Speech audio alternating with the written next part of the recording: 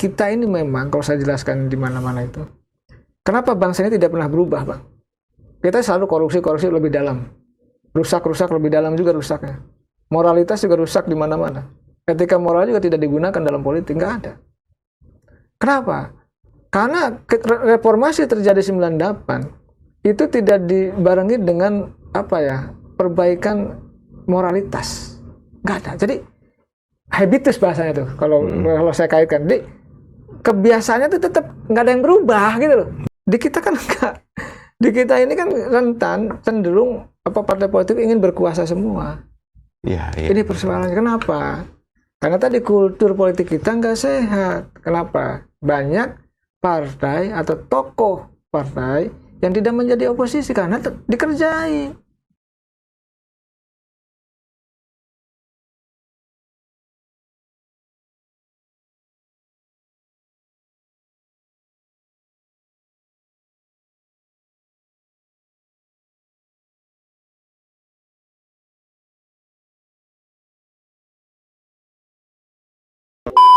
Assalamualaikum warahmatullahi wabarakatuh, teman-teman sekalian. Kita berjumpa lagi dalam pembicaraan yang menarik ya. Kita nggak pengen bicara yang terlalu berat gitu, tapi kita bicara aja fenomena yang ada dan kita kuliti agar lebih dalam. Dan ternyata memang kita ini kadang-kadang bodoh sendiri. Karena apa? Karena fenomena itu sedemikian luar biasa yang kemudian tidak bisa dijelaskan oleh teori. Nah, kira-kira begitulah, iya kan? Karena sekarang misalnya begini, kenapa Pak Jokowi itu harus cawe-cawe? Karena dia harus memastikan semua berjalan dan memastikan dirinya aman, ya kan? Jadi memastikan dunia akhirat jalan, tapi ya dunia saja lah, akhirat belum tentu gitu. Nanti Prabowo juga begitu, nanti Gibran juga begitu dan segala macam. Karena itu mungkin ini juga omong-omong kosong saja. Mungkin diperlukan strum tekanan tinggi atau yang membuat shock culture yang membuat kita balik ke dalam demokrasi yang luar biasa. Kalau kita sekarang ngobrol tentang demokrasi, itu saya bingung, Kang Ujang. Demokrasi yang seperti apa gitu loh. Karena dulu ketika kita melihat Jokowi masih culun, saya berharap, wah Indonesia ini akan lebih baik nih dengan Jokowi. Kenapa itu? Dan pola Jawa Tengahnya Jokowi itu ngajak semua orang, ayo sini gitu, menghapuskan demokrasi. Dari situ kita sadar bahwa, wah ini nggak beres nih, ada yang nggak beres. Ternyata betul, semua dikarungin dan kemudian ditempelin bahwa kalau kamu sudah ikut kita dan kemudian kamu menjalankan sesuatu, harus kamu jalanin. Kalau enggak, kamu bisa ini. Disandralah dengan cara demokrasi itu. Ini yang kita semua terkaget-kaget. Loh, kok jadi begini gitu. Ya itu harga kekuasaan lah, iya kan.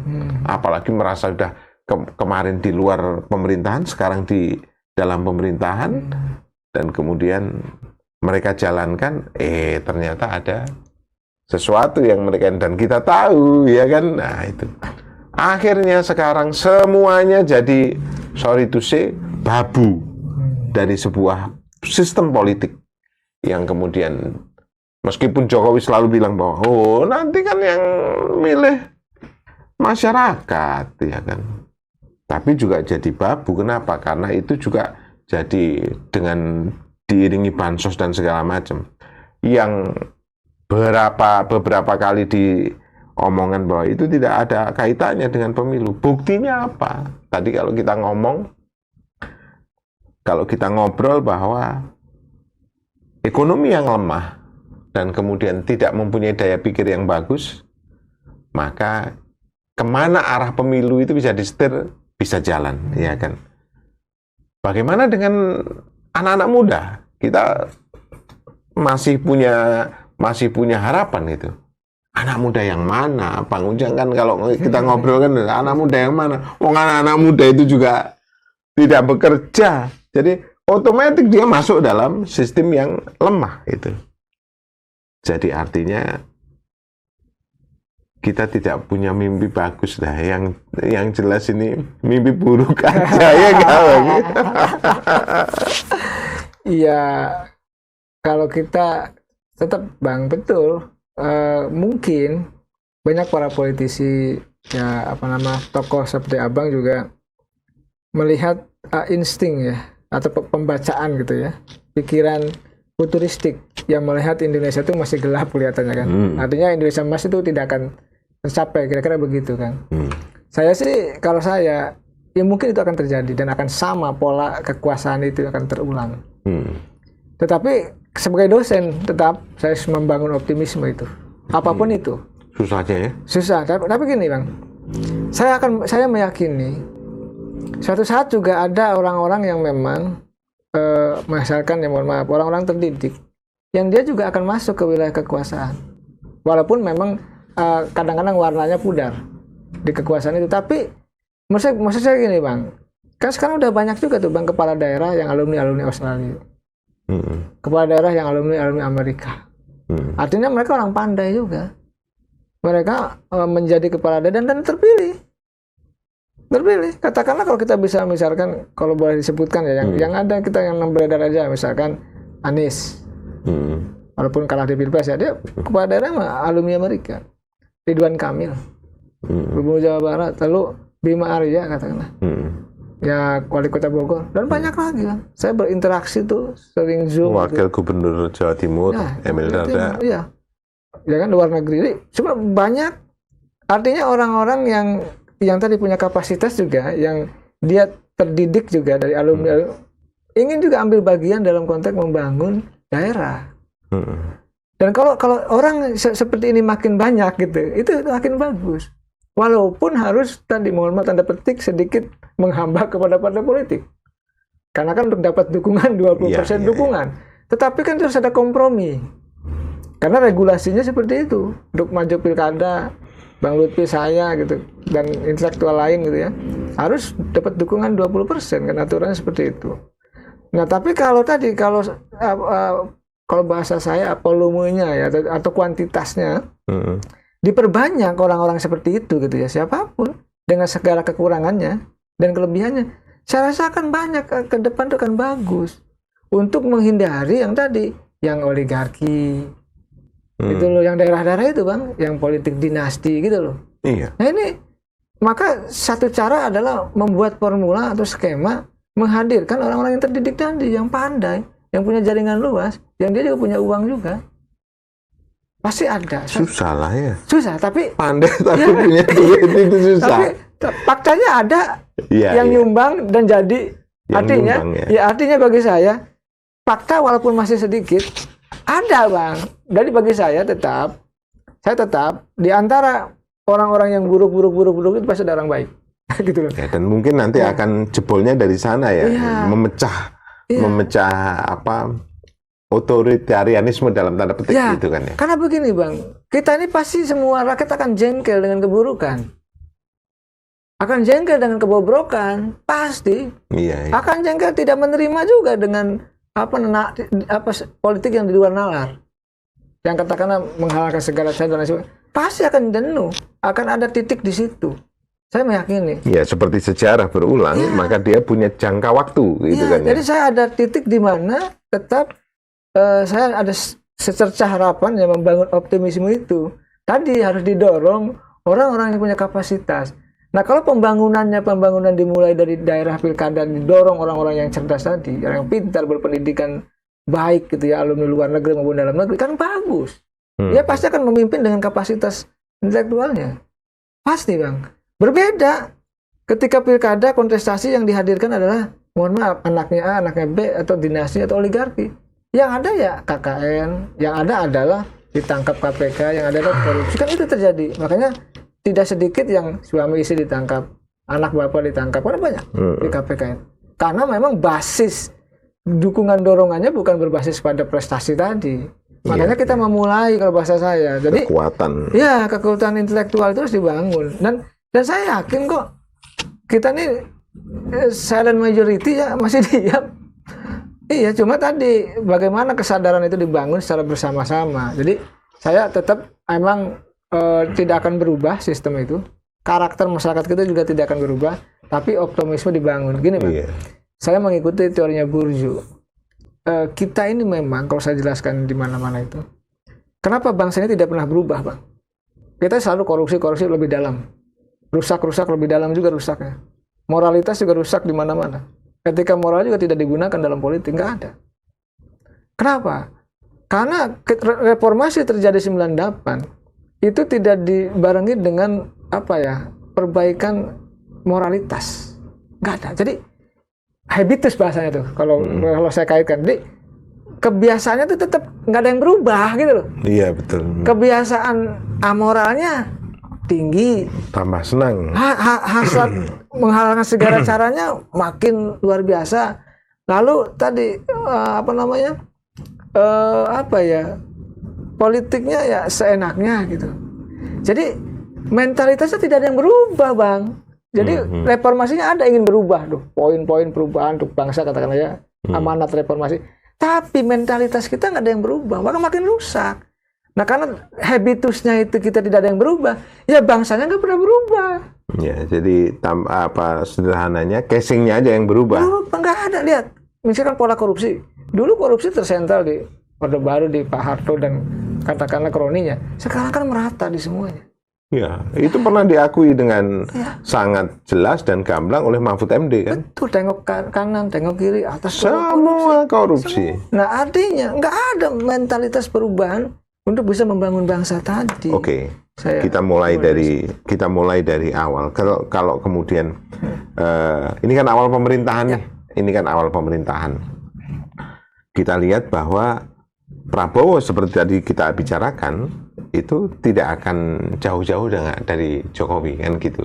Dulu saya mikir begini bahwa ini ya the peak itu di sini ya. Ketika si Anies muncul dan membawa perubahan itu.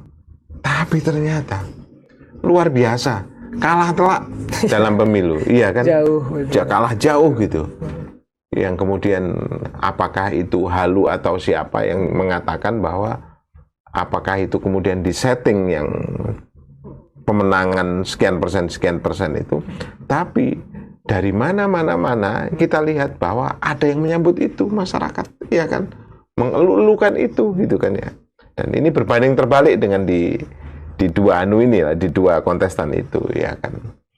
Nah, kembali ke awal bahwa ketika kita menginginkan demokrasi ini berjalan dengan baik, apakah itu demokrasi cara barat ataukah itu demokrasi Pancasila, buktinya pembagian kekuasaan itu dilakukan. Dan kadang-kadang kita menganaktirikan yang namanya oposisi. Oposisi itu ditekan sedemikian kecil agar memang ya nanti biarlah kalau nyamuk aja lewat kuping kita nggak apa-apa itu kan. Kira-kira begitu. Ini happening sekarang dan itu terjadi di mana-mana. Calon presiden kita Prabowo ngomong, ayo. Siapa ikut ayo. Sebelum itu ditutup, ayo. Bye. Ya, sebenarnya gini, teorinya bagi saya selalu katakan juga ke banyak teman-teman di televisi. Kita ini membutuhkan pemerintahan yang kuat. Artinya pemerintahan tetap harus stabil. Tapi di saat yang sama membutuhkan oposisi yang kuat dan tangguh. Maka dikenal istilah kalau bahasa kita check and balances. Betul. Kekuatan itu. Katakanlah kalau formula Amerika, Bang kan pernah di Amerika juga ya. Ya katakanlah ada partai Demokrat dan partai Republik. Kan bergantian. Ini berkuasa, ini yang mengkritik. Ya kan? Ini, dan selalu begitu dia kesetiaannya itu. Bagus, ya kan artinya enggak. Iya, ini pada punya perjuangan ideologis masing-masing dan itu bagus. Di kita kan enggak. Di kita ini kan rentan cenderung partai politik ingin berkuasa semua. Iya. Ini persoalannya kenapa? Karena tadi kultur politik kita nggak sehat. Kenapa? Banyak partai atau tokoh partai yang tidak menjadi oposisi karena dikerjai, dicari kasus hukumnya, dia dibuka kasus-kasusnya, nanti dipersoal di kejaksaan, dipermalukan, iya di KPK kan begitu banyak di masa pemerintahan Pak Jokowi ini terjadi. Dan sudah menjadi kenyataan itu. Oleh karena itu saya melihat di sinilah sebenarnya tidak sehat membangun demokrasi itu. Kan tadi butuh formula tadi pemerintahannya sehat, kuat ya. Harus Bang, pemerintah harus kuat. Di dunia ini siapapun pemerintah harus kuat. Tapi tadi harus ada oposisi yang kuat dan tangguh. Makanya saya kasih kata-kata kuat dan tangguh oposisi itu. Karena tadi seberapa besar, seberapa kuat terus daya tahannya harus. Kalau nggak tangguh ya kalau nggak tersangka lu ya, tersangka gitu. Nah inilah yang membuat konstruksi politik kita selalu seperti lingkaran setan. Jadi ketika misalkan mau jadi oposisi, awas nih kasusmu. Naik ya. Nanti kita laporkan ya. Nah ini menjadi persoalan. Saya kira kalau di kita ya, kita apply ke kita. Boleh. Itu PDI yang dulu setia dengan oposisi, saya kira PDI yang sekarang tidak akan seperti itu. Kenapa? Saya ada jawaban sedikit, walaupun agak subjektif. Dulu PDIP tidak mengenal kekuasaan. Betul. Belum menjabat. Tidak punya masalah. Orang-orangnya tidak berkasus. Kok sekarang kan pernah berkekuasaan, punya banyak masalah, punya banyak kasus. Susah juga. Iya. Nah, ini problem. Ini yang menjadi tarik ulur bagi PDIP soal hak angket. Nggak akan dorong. Akhirnya jadi bergaining. Iya, ini fakta dan kenyataan. Mungkin yang paling ini PKS kali ya. PKS kan nggak pernah berkuasa. Pernah zaman Pak SBY. Oh iya, zaman Pak SBY. Iya. Jadi agak juga formulanya kita ini tadi gini, kalau saya baca ya, politiknya kita ini tidak berbasis pada ideologis, berbasisnya kepentingan aja, pragmatis aja. Ketika sama kepentingannya ya gabung, enggak ya sudah, itu saja. Nanti begitu berikutnya kalau sama ya gabung, kalau enggak cerai. Kan itu enggak ada yang betul-betul membangun sebuah konstruksi koalisi yang ideologis, misalkan permanen, nggak berubah, dibangun sistemnya, kan enggak. Tidak mungkin bisa, ya kan. Mungkin, seperti karena, Republik dan akhirnya apa? Demokrat. Akhirnya kita membangun sebuah formula yang tadi, formula apa ya? Enaknya di mana tergantung siapa yang ya. Iya, akhirnya yang terjadi ya tadi transaksional aja. Siapa mendapat apa, kapan dan bagaimana, kata Laswell itu kan. Oleh karena itu saya melihat tadi kebutuhan ke depan membangun demokrasi yang sehat itu selain tadi cerdaskan masyarakatnya, tingkatkan ekonominya, bangun hukumnya, adalah mempersiapkan tadi kalau saya sebutnya rancang bangun ya, formula oposisi yang kuat dan tangguh. Jadi kalau oposisinya kuat dan tangguh juga enak. Kalau kekuasaan itu sudah mengingatkan kan. Tapi kekuasaan itu enak Bang, enak sekali. Makanya ya mohon maaf ya, Partai Demokrat pun di ujung gitu ya. Iya. Tahu masuk, ya enak ya, banyak lah. Nah oleh karena itu saya melihat Bang, harus ada negarawan-negarawan yang menghibahkan hidupnya kalau bahasa saya untuk menjadi pengontrol kekuasaan.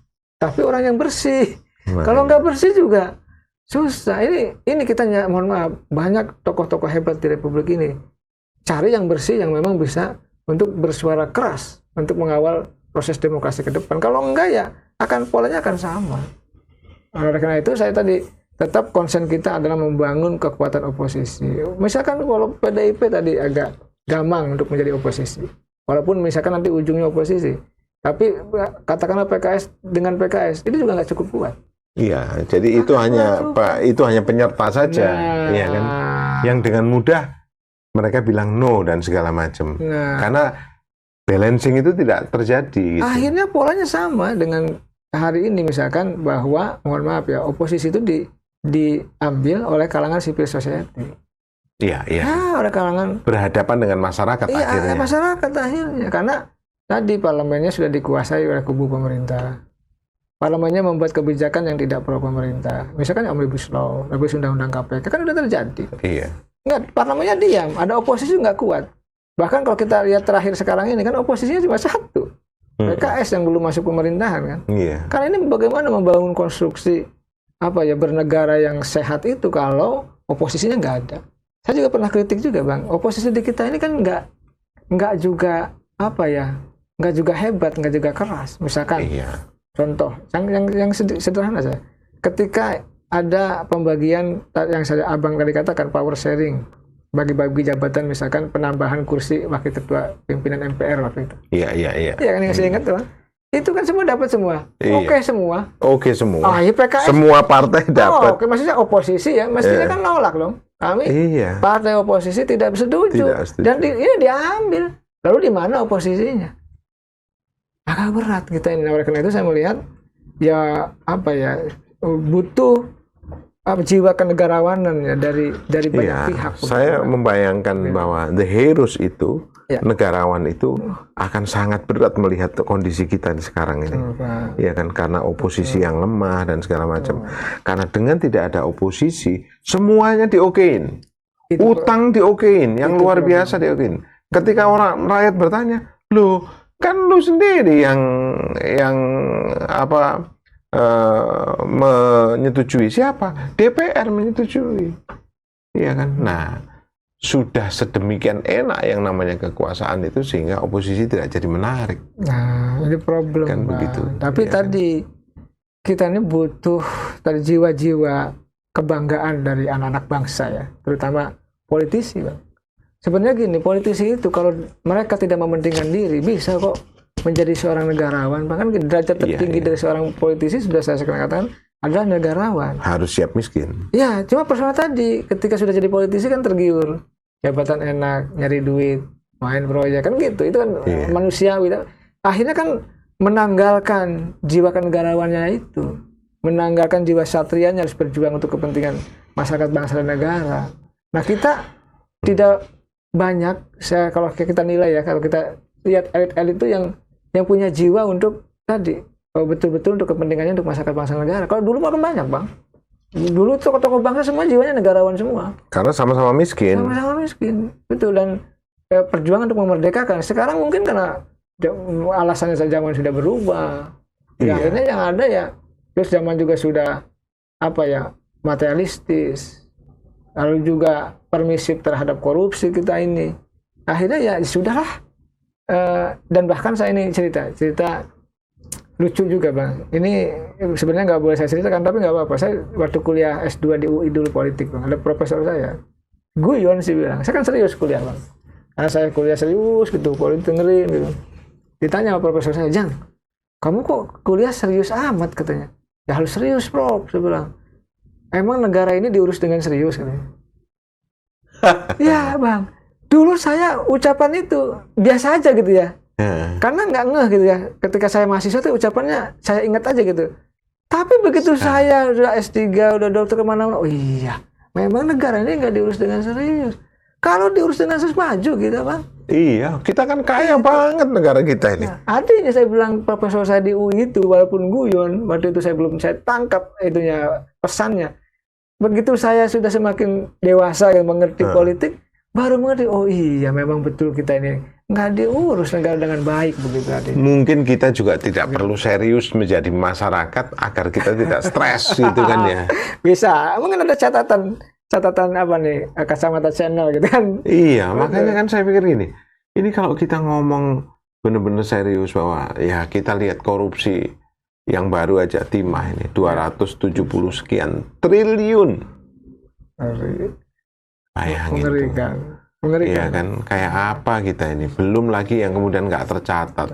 Saya kalau masuk ke beberapa kementerian itu, mereka selalu punya cara menyembunyikan itu di bagian mana itu kan.